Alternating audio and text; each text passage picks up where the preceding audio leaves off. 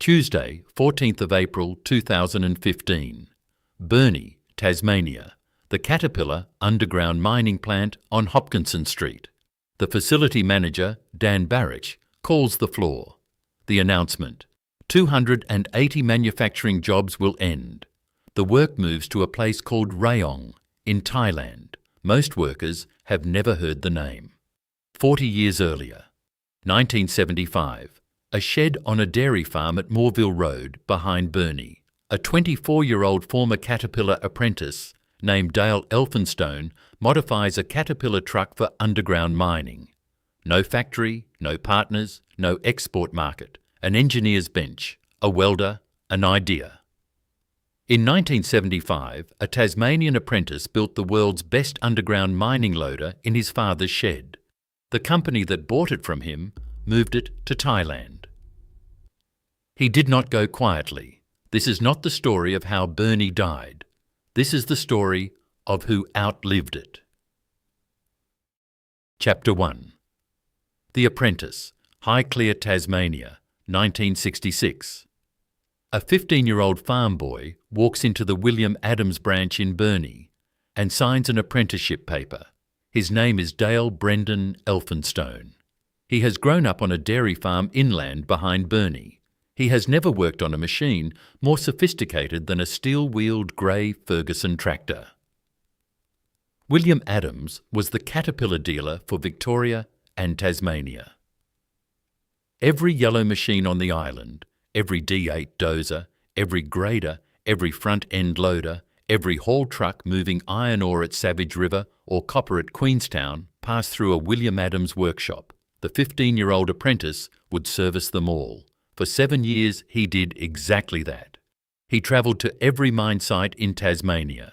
He worked the King Island scheelite tungsten mine in the strait between Tasmania and Victoria. He worked iron ore at Savage River. He worked tin at Renison Bell. He fitted hydraulic rams in country garages.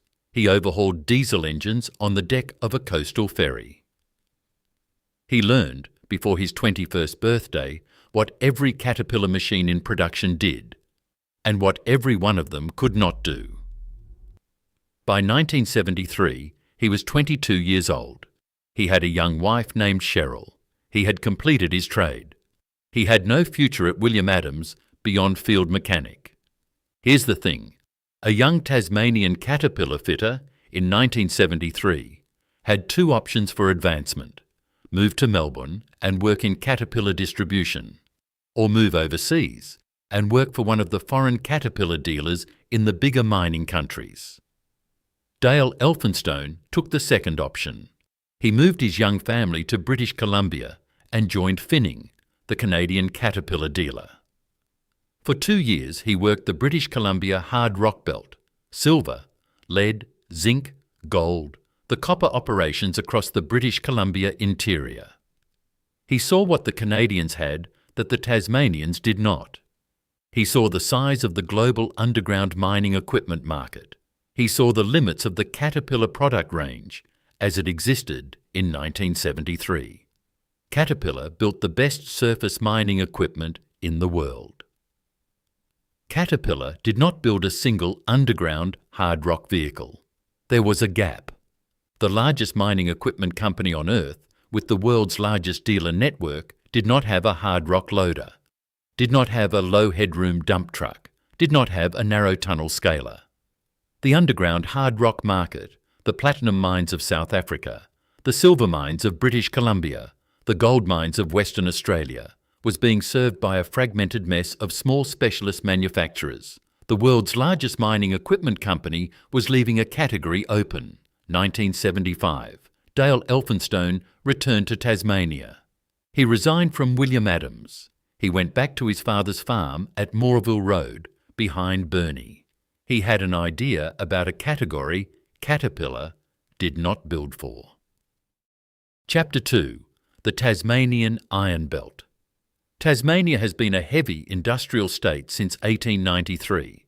That year, on the wild west coast, 400 kilometres west of Hobart, a company called the Mount Lyell Mining and Railway Company was formed at a smoking mountain called Mount Lyell. By the early 20th century, Mount Lyell was the dominant Australian copper producer. Over the life of the operation, it would produce more than 1 million tonnes of copper, 750 tonnes of silver, 45 tonnes of gold. The original company would survive for 101 years. It closed in 1994. A successor entity, Copper Mines of Tasmania, would suspend operations in 2014. Mount Lyell brought heavy industry to Tasmania. Other industries followed. 1912.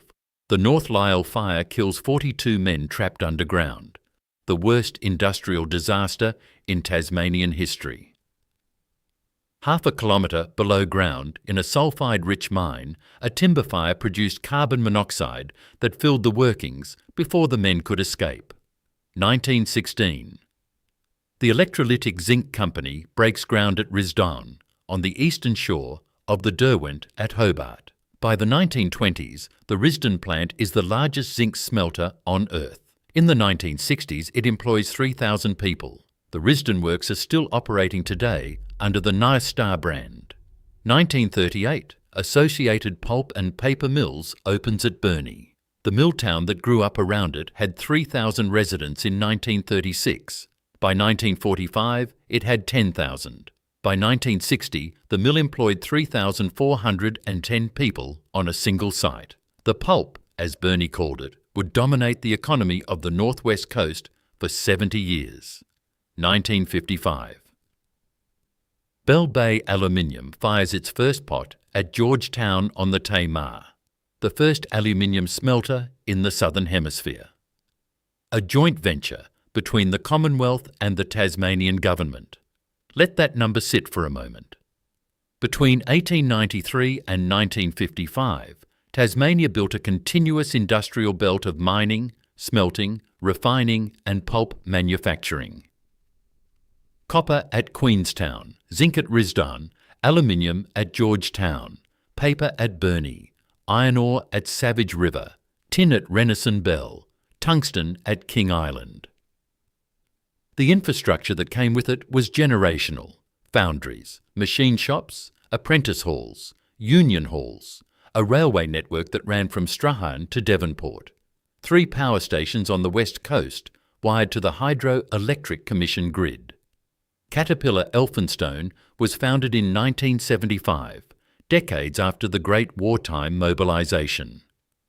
But the foundries it would inherit, the apprentices it would train, the union halls it would employ, the engineering culture it would draw from, those went back generations. Burnie became a city in 1988. The plant on Hopkinson Street had been operating for 12 years by then. The Tasmanian Iron Belt had been operating for 95. Chapter 3. The Shed, 1975. Moreville Road, behind Burnie. A dairy farm on a hill above the port town, a shed on the side of the farmhouse, an engineer's bench inside the shed, a welder, a young man in his father's coveralls, 24 years old, with a wife and a small child, and the rest of his life ahead of him. Dale Elphinstone had no inherited fortune. He had no factory. He had no partners. He had no engineering degree. What he had was 7 years as a William Adams Caterpillar field mechanic, 2 years at Finning in British Columbia, and a single specific idea about a market category Caterpillar did not serve. The idea was this: every Caterpillar machine in production in 1975 had been designed for surface mining. Open-cut iron ore, open-cut coal, open-cut copper, wide working faces, tall headroom, plenty of ventilation, plenty of room for a 6-foot exhaust stack and an air-conditioned cab. The underground hard rock market had different design constraints: narrow tunnels, low headroom, sulphide rock dust, diesel particulate-controlled atmospheres, limited turning circles. The Caterpillar product range, as it existed, did not work underground. Dale Elphinstone would take Caterpillar's components, the engines, the transmissions, the hydraulics, the axles, and rebuild them into machines that did. The first work was on a Caterpillar 769C dump truck, a surface haul truck. A V8 turbocharged off-highway hauler designed for open-cut mining. Dale stripped it down in the Moreville Road shed and rebuilt it as a low-profile underground haul vehicle. He shortened the chassis. He cut down the cab. He fitted underground exhaust scrubbing. He repainted it. He had a product. 1976. The company was registered. Dale B. Elphinstone Proprietary Limited. The first head office leased a small workshop at 4 Hopkinson Street, Burnie, across the road from the harbour. The Moreville Road shed remained the build site. Read that again. A 24-year-old Tasmanian apprentice with no capital and no partners founded a company in his father's shed, and within 12 months had a workshop across from the port. The first photograph in the company history was taken in 1977. A group of 7 men in overalls stand outside a shed in northwest Tasmania.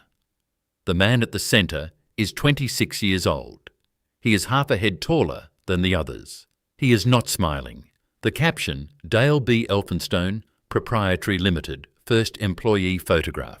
Decades later, asked how he had begun the company without capital, Dale Elphinstone gave the line that the Tasmanian engineering community would never forget. We did it because we didn't know we couldn't. The shed on Moreville Road is still there. The road is still called Moreville Road. 2 suburbs away, in the centre of Burnie, the workshop on Hopkinson Street is still there. The company that opened it would, 50 years later, be one of the largest privately held engineering firms in Australia. That was decades away. In 1976, it was a shed, a welder, a converted Caterpillar truck, and 7 men in overalls. Chapter 4. The First Machines, 1977. The first commercial Elphinstone underground machine left the Hopkinson Street workshop. The Elphinstone 79C, a Caterpillar, 769C surface truck, modified, rebuilt, repainted. 21 tonnes of haul capacity in a chassis that fit a 4-metre underground heading. It sold, a small order, a larger order, then a series of orders from underground mining contractors that had been struggling for years with light-duty surface equipment trying to do hard rock work. The 79C, in its first year, did what no surface truck conversion had previously done in Australia. It worked. The product range expanded. The 920 Scaler, a rock-bolt scaling vehicle built on the Caterpillar 920 chassis. The 925 Tool Carrier, each one a base Caterpillar machine rebuilt for narrow Australian and Canadian underground mines. By 1980, the workshop on Hopkinson Street had outgrown the founding shed at Moreville Road, and the orders kept coming. 1983, the breakthrough. Dale Elphinstone, 32 years old, launched the first product that was not a Caterpillar modification. The AD13, a 13-tonne articulated underground dump truck, designed by Elphinstone from a blank sheet, then the AD17, 17 tonnes. The first customer was Agnew Mining in Western Australia. 1983. The first fully Elphinstone-designed product, not a Tasmanian customer, a Western Australian one. 1986. The product that would define the company. The R1500 LHD load haul dump loader, 15 tonnes of bucket payload, articulated centre pivot steering, low headroom chassis. The R1500 was not a converted Caterpillar machine. It was an Elphinstone machine. And in 1986, it was the fastest, most reliable underground hard rock loader on the Australian market. 1987. Dale Elphinstone, 36 years old, bought William Adams, the Victorian and Tasmanian Caterpillar dealership where he had signed his apprenticeship paper at 15. The 15-year-old apprentice became the dealer principal. The same year, the first export. Henderson Molybdenum Mine, Clear Creek County, Colorado, one of the highest altitude underground mines in North America. Elphinstone R1500s replace 36 competitor loaders with just 10 Elphinstones. Here's the kicker. Dale was asked about pricing on the Henderson sale. Someone said to me, "You realize that your machine price is double your competition." I said back to him, I had no idea what the price of our competition was because we sell the value of our product and what it will do for you. He sold the machine on what it would do, not what it cost. He was right. The math at Henderson held.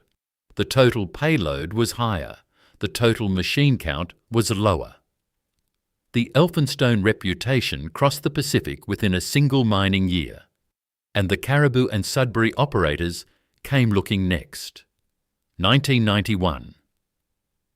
The R1700 LHD launched. The AD40 articulated truck launched. Larger payloads, more sophisticated control systems, heavier hydraulics. The Elphinstone product range was now the most complete hard rock underground product range in the world.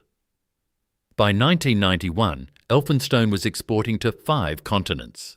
Caterpillar Ingersoll in Peoria, Illinois, was watching. Chapter 5. The Joint Venture. By the end of 1994, Dale Elphinstone had delivered more than 200 LHDs globally. 50-plus Australian mine sites used Elphinstone equipment. 35-plus export sites used Elphinstone equipment. 5 continents. The Burnie plant, now at the expanded Hopkinson Street works, was running multiple production shifts and a workforce that had grown steadily for 2 decades. The product range was unparalleled in the global hard rock underground market. In Peoria, Illinois, the largest mining equipment company on Earth had a strategic problem. Caterpillar Incorporated sold to every major mine on the planet. Caterpillar dealers serviced every iron ore pit, every coal mine, every open-cut copper operation, every quarry, every infrastructure project on 6 continents. But the hard rock underground category, the narrow tunnel, low headroom, sulfide rock category, Caterpillar did not build for. Caterpillar's global mining dealer network was telling head office, repeatedly, that they needed a hard rock underground loader. The Burnie company had one. 1995. A delegation from Peoria flew into Hobart and drove north to Burnie. Within months, a 50-50 joint venture was registered. The new entity, Caterpillar Elphinstone Proprietary Limited. Dale Elphinstone kept half. Caterpillar Incorporated took the other half. This was 1995. Not 1985, as some accounts have it. The Caterpillar joint venture came 20 years after the shed at Moorville Road, 20 years after the first sale. 12 years after the first fully designed product, 8 years after Dale bought William Adams. The deal terms have never been fully disclosed. What is known is that Caterpillar paid for half of Elphinstone and got immediate access to a product range, a customer book, and an engineering team that had taken Dale Elphinstone 20 years to assemble. And this is where it gets genuinely insane. The Burnie workforce grew past 500. The plant ran multiple shifts. Production volumes climbed steadily for 5 years. Caterpillar Elphinstone machines, badged with both nameplates, were shipped to platinum mines in South Africa, copper mines in Peru and Chile, nickel and gold mines across Western Australia, the underground belts of Indonesia, and the Henderson molybdenum mine in Colorado, where Dale had won the first export. The dealer network reached 6 continents. The dealer network was Caterpillar's. The engineering was Elphinstone's. The plant was in Burnie. The R-Series LHDs gained model variants: R1300, R1500, R1600, R1700, R2600, R2800, R2900, R3000. The AD series articulated trucks expanded across the decade. Drill jumbos, tool carriers, personnel transporters. For 5 years, the joint venture worked. The Caterpillar trademark and the Elphinstone family name shared the masthead.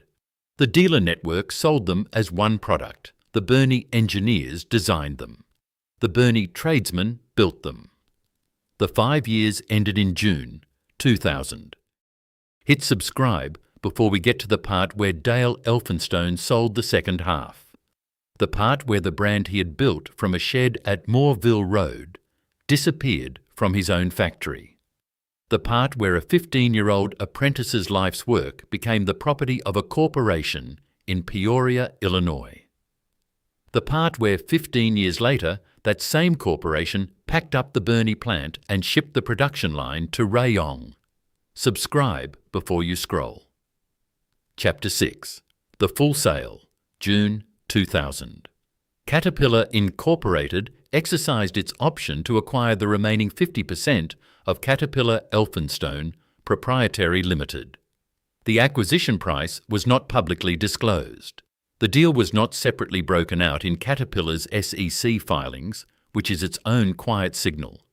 When a global multinational does not bother to disclose the price of an asset acquisition, the asset is usually worth less than the parent company has invested in it. Dale Elphinstone was 49 years old. He kept the William Adams Caterpillar dealership. He kept the Hallmax Surface haul truck business. He kept Southern Prospect. He kept a string of property interests, family trust structures, and minority holdings spread across northwest Tasmania, Victoria, and New South Wales. Under one roof, he called the Elphinstone Group. But the underground manufacturing operation, the company he had founded in his father's shed at Moreville Road in 1975, was now wholly American-owned. The legal entity was renamed Caterpillar Underground Mining Proprietary Limited, the registered address 228 Hopkinson Street, South Burnie. The factory was the same factory, the workforce was the same workforce. But the name on the masthead was the Caterpillar logo, not the Elphinstone family name. The non-compete terms were not made public. What followed was a 16-year period in which the Elphinstone name did not appear on a new underground mining machine. 16 years. Let that number sit for a moment. The man who built the Burnie plant, the man whose name had been on every R-Series loader and AD-Series truck for a decade, spent 16 years watching his own factory operate under another company's name. Warren Young had joined Dale B. Elphinstone Proprietary Limited in 1989 as a cadet. He stayed through the joint venture. He stayed through the full sale. He stayed through the Caterpillar decade that followed. He would later become managing director of William Adams. He would later still, 21 years after Dale sold the second half, become managing director of the company Dale would relaunch from the ashes. For now, in 2000, he stayed at his desk in Burnie. The Caterpillar trademark replaced the Elphinstone family name on the gate. The R1700 LHD continued shipping to global mining customers. The AD40 truck continued shipping. The product specifications did not change. The customers did not change. The dealer network did not change. What changed was the photograph on the wall of the managing director's office. The man at the centre of the 1977 first employee photograph was no longer on the wall. A different photograph took its place. The Caterpillar Incorporated corporate seal. Dale Elphinstone, at 49, with most of his career still ahead of him, walked out of the Hopkinson Street plant for the last time as its principal in June 2000. He did not stop working. He just stopped working there. Chapter 7. The Caterpillar Decade. For 10 years, Caterpillar at Burnie was a juggernaut. The Hopkinson Street plant, the same plant Dale Elphinstone had founded in his father's shed at Moreville Road in 1975, became the global hard rock underground manufacturing centre for the largest mining equipment company on Earth. The product range expanded. The R1300, the R1500, the R1600, the R1700, the R2600, the R2800, the R2900, the R3000, the AD30, the AD45, the AD55, the AD60. Drill jumbos, tool carriers, personnel transporters, concrete spraying shotcrete machines, support vehicles, maintenance carts. If a mine anywhere on Earth needed hard rock underground equipment, the order routed through a Caterpillar dealer, and the machine came out of Burnie. From 2003 onward, China happened. Chinese demand for iron ore, coking coal, copper, nickel, zinc, gold, the whole spectrum of base and precious metals, pushed global mining capital expenditure to historic highs. Australian mines expanded, Canadian mines expanded, South American mines expanded, African mines expanded, Indonesian and Russian and Kazakh mines expanded. Every one of them needed equipment. The Burnie plant ran flat out. By 2009, the Hopkinson Street workforce stood at more than 600 people. The plant produced machines that were sold to BHP, Rio Tinto, Glencore at Mount Isa, Barich across North America, Newmont across Australia and Indonesia, Codelco in Chile, Anglo Platinum in South Africa. Read that again. A Tasmanian factory in a northwest coastal town of 20,000 people was the global source of equipment used in the largest underground mines on the planet. Across the life of the plant, combining the independent Elphinstone years from 1977 to 1995 and the joint venture and Caterpillar years from 1995 to 2015, Burnie produced more than 5,000 underground and surface mining vehicles. Each one cast, welded, machined, painted, tested and shipped from a single factory on a quiet street in northwest Tasmania. The Hobart and Launceston papers reported on the Caterpillar Burnie operation with a quiet provincial pride. Tasmania was exporting heavy machinery to South African platinum mines. The state government counted the plant as a strategic industrial asset. The federal government counted the plant as one of the last large-scale Australian-built mining equipment operations on the eastern seaboard. Dale Elphinstone, in his late 50s, watched the success of the factory he no longer owned. He did not give interviews about it. He did not need to.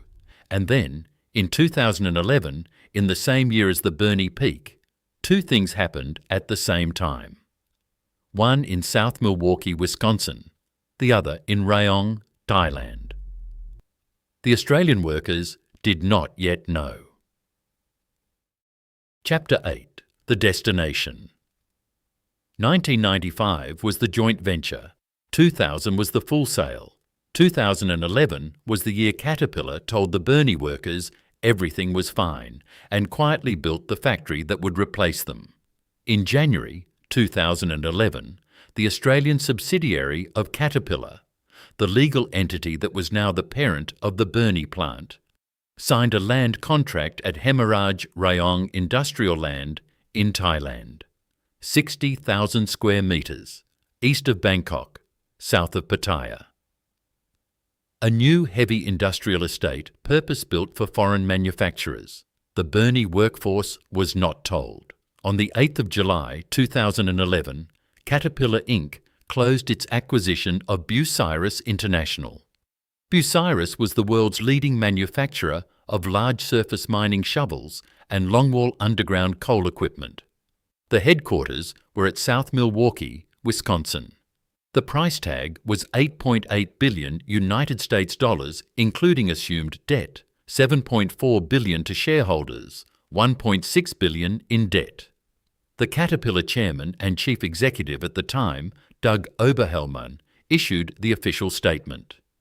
This complementary expansion of our mining product range is what they have been looking for from Caterpillar. Read those words carefully. Caterpillar had a global mining equipment franchise. They had Elphinstone's hard rock underground range out of Burnie. They had their own surface lines out of Decatur, Illinois. And now they had Bucyrus's longwall coal range out of Milwaukee. The Bucyrus deal would later be widely judged a top-of-market blunder. Within 4 years, Caterpillar wrote down approximately $580 million on the related ERA mining acquisition in China. Resources Industry Sales, the Caterpillar division that contained Burnie, Bucyrus, and the rest of the mining equipment business, would roughly halve as the Chinese-driven mining boom collapsed in 2013 and 2014. But that was later.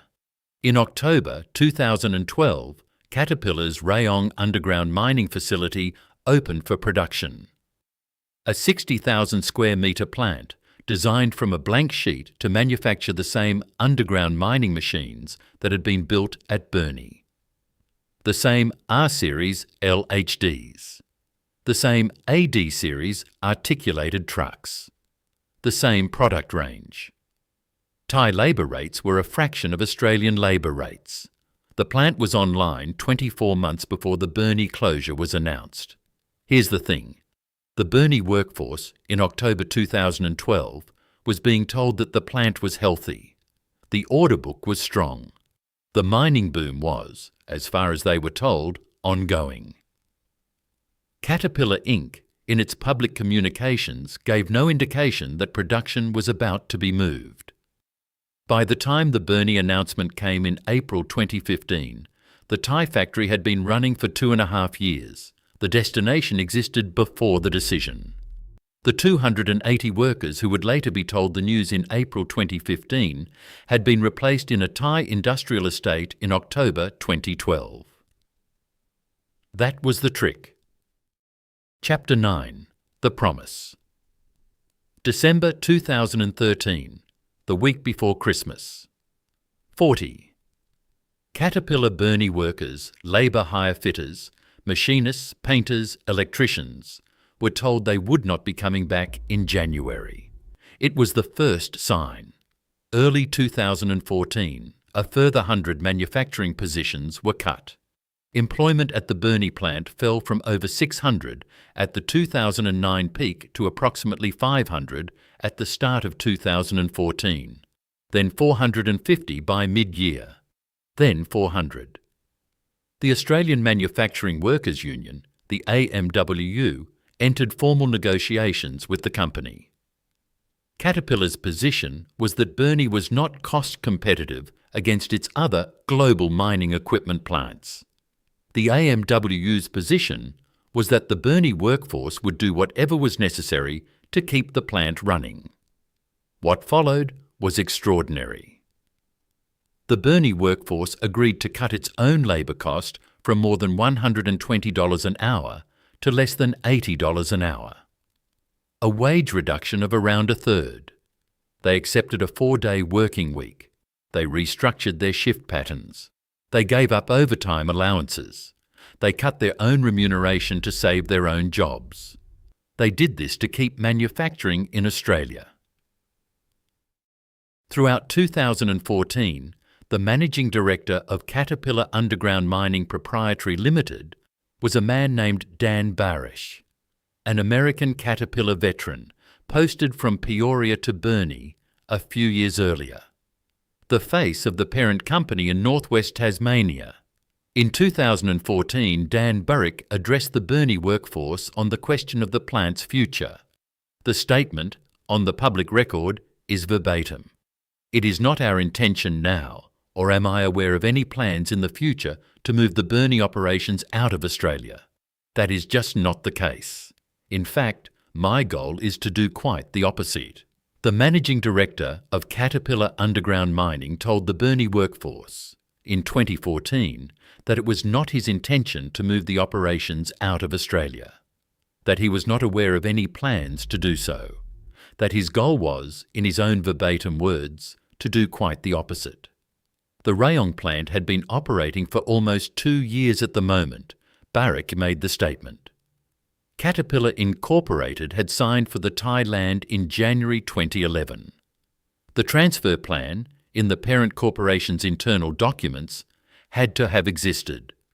Whether Dan Barich knew that, in 2014, when he stood on the Burnie shop floor and told the workforce his goal was the opposite, will probably never be on the public record. Read that again. The Thai factory was running. the American managing director, was promising the Australian workers that he was not aware of plans to move the operations. 13 months later, Dan Barich stood at the same podium and announced the plant's closure. By April 2015, 280 more positions would be cut. Chapter 10. The 14th of April. Tuesday morning, the 14th of April, 2015. The Caterpillar underground mining plant at 228 Hopkinson Street, South Burnie. The shop floor. The morning shift had been on the clock for about an hour. Dan Barich called the workforce together. The announcement: Caterpillar Incorporated had decided to transition its hard rock vehicle production from Burnie, Australia, to Thailand. 280 manufacturing jobs would end, out of approximately 400 staff at the plant.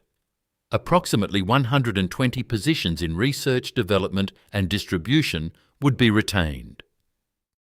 The official corporate line, released the same day through Caterpillar's Asia-Pacific Public Affairs Director William O'Way, was clinical.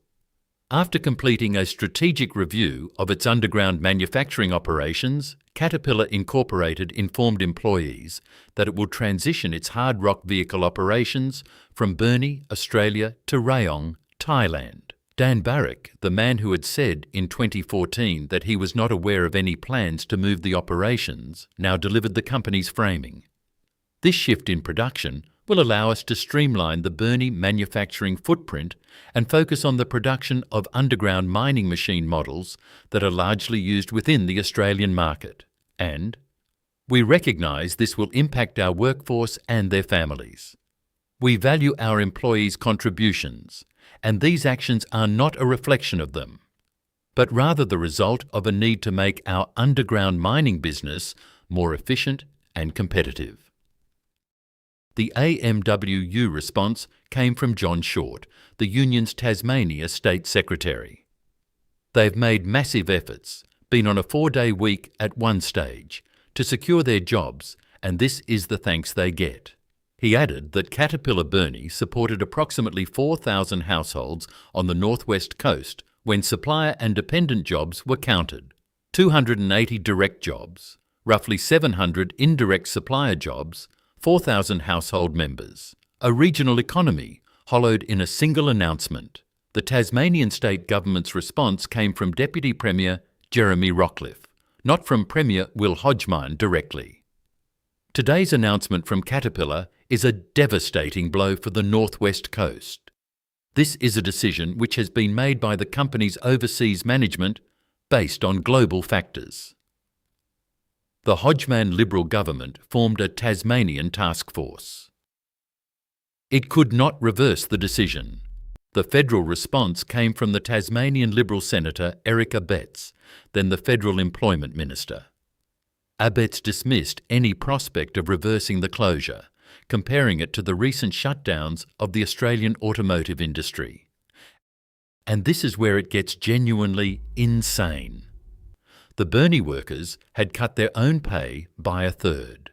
They had agreed to a 4-day week. They had given up overtime. They had been told in 2014 by their own managing director that there were no plans to move the operations. The Rayong plant had been operating for 2.5 years. 280 letters in identical envelopes on the kitchen tables of northwest Tasmania. By the end of March 2016, the production line was fully in Thailand. The shop floor on Hopkinson Street was empty. Chapter 11. What Dale did next. The Hopkinson Street plant emptied in March 2016. The R-Series production line, the AD-Series production line, the tooling, the patterns, the workforce, gone. The plant was the same building it had been since 1976. The man who founded it was 65 years old. In June 2016, Dale Elphinstone bought back his own brand. The Elphinstone name returned. The Burnie facilities were reoccupied, a different floor, a different product mix, but the same buildings on Hopkinson Street. Dale spent approximately $11 million refurbishing the leased Caterpillar facilities. He consolidated Hallmax, Specialised Vehicle Solutions, Southern Prospect, and a string of mining services operations under a single new entity, Elphinstone Proprietary Limited. The new flagship factory was at 91 Terra Nova Drive, Wynyard, 2 suburbs west of the plant Caterpillar had left. February 2022. Prime Minister Scott Morrison announced that Elphinstone had been awarded its first defence contract. 45 turret and hull sets for the AS-9 Huntsman self-propelled howitzer under Hanwha Defence Australia's $1 billion Land 8116 program. Approximately 55 new jobs at Wynyard. Dale Elphinstone, age 71, on winning the work. We have been chasing defence work for 7 years. In 2025, a second Hanwha contract, 129 hull structures for the Redback Infantry Fighting Vehicle. Approximately 95 sustained jobs, approximately $90 million. In 2024, Dale Elphinstone was inducted into the National Mining Hall of Fame in Leadville, Colorado, the first non-American in the institution's history. By 2025, the Wynyard factory employed roughly 250 people. The broader Elphinstone Group employed more than 2,500 Australians. The EMTPY plant on Hopkinson Street stayed empty. At 75, he was building artillery hulls for the Australian Army at Wynyard, 2 suburbs from the empty Caterpillar plant at Burnie. Lesson 1. A joint venture is not a partnership. It is a schedule. Caterpillar bought half of Elphinstone in 1995. They bought the rest 5 years later. The Elphinstone name was off the new machines within months. Every Australian engineer who has signed a joint venture with a foreign multinational has signed the same schedule. The dates change. The destination does not. 280 learned the schedule in 2015. Lesson 2. The destination exists before the decision. The Rayong plant opened in October 2012. The Burnie closure was announced in April 2015. By the time the Australian workers heard the word Rayong, the Thai factory had been running for 2.5 years. 280 manufacturing jobs were not lost in a decision. They were lost in a timeline. Lesson 3. The maker outlived the making. Dale Elphinstone sold his company in 2000. He watched Caterpillar close his factory in 2015. He bought back the brand in 2016. He won his first defence contract in 2022. The foreign headquarters left. The Australian engineer stayed. The factory they took is in Thailand. The man who built it is in Wynyard.